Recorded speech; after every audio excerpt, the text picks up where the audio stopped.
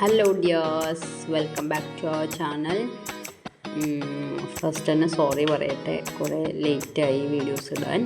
ഓരോരോ കാര്യങ്ങളൊക്കെ ആയിട്ട് ഭയങ്കര ബിസി ആയിപ്പോയി. ഓക്കെ, ഫസ്റ്റ് സ്ലിപ്പ് നോട്ട് ഇടുക.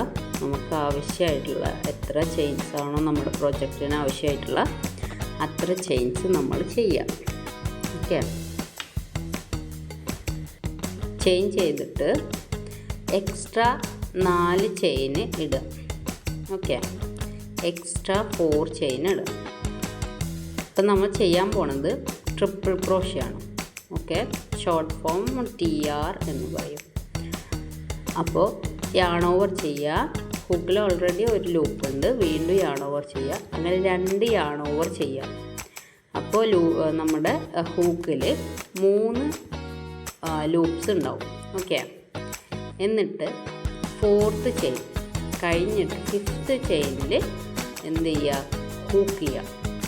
ഹൂക്ക് ചെയ്തിട്ട് ഒരു ലൂപ്പ് വലിച്ചെടുക്കുക.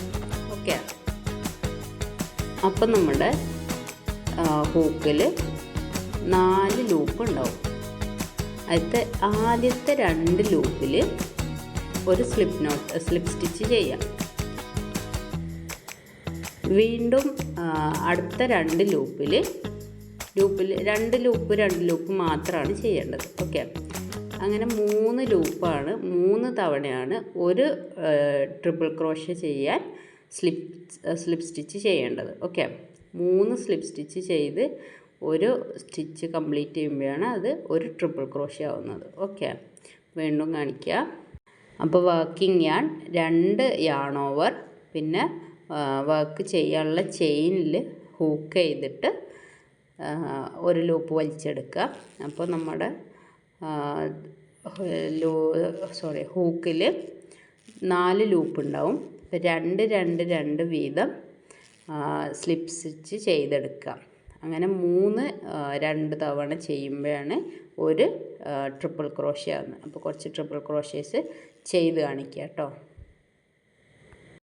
ബാക്കി സ്റ്റിച്ചസൊക്കെ single crochet, double crochet, half double crochet, chains എങ്ങനെ ചെയ്യുക, അങ്ങനെയുള്ള എല്ലാ ഡീറ്റെയിൽസും നമ്മുടെ ചാനലിലുണ്ട്. ഒന്ന് പോയി കാണുക. ക്രോഷ്യ ചെയ്യാൻ ആഗ്രഹമുള്ളവരൊക്കെ ചാനൽ നോക്കിയിട്ട് സ്റ്റിച്ചസ് പഠിച്ചോളൂ കേട്ടോ. ഓക്കെ, അപ്പം നമ്മൾ ഡബിൾ ക്രോഷ്യ ചെയ്ത് ഏകദേശം കഴിഞ്ഞിട്ടുണ്ട്. ഓക്കെ, ചെയ്ത് കഴിയുമ്പോൾ ഒരു വർക്ക് ചെയ്ത് കഴിയുമ്പോൾ നമ്മൾ യാൺ അതിന് വിട്ട് പോവാതിരിക്കാൻ വേണ്ടിയിട്ട് ഏറ്റവും ലാസ്റ്റത്തെ ലൂപ്പില്ല അതൊന്ന് നല്ലോണം വലിച്ചിട്ട് അവിടെ വെക്കുക. അപ്പോൾ പിന്നെ അതൊന്നും അങ്ങനെ വിട്ടു പോവില്ല.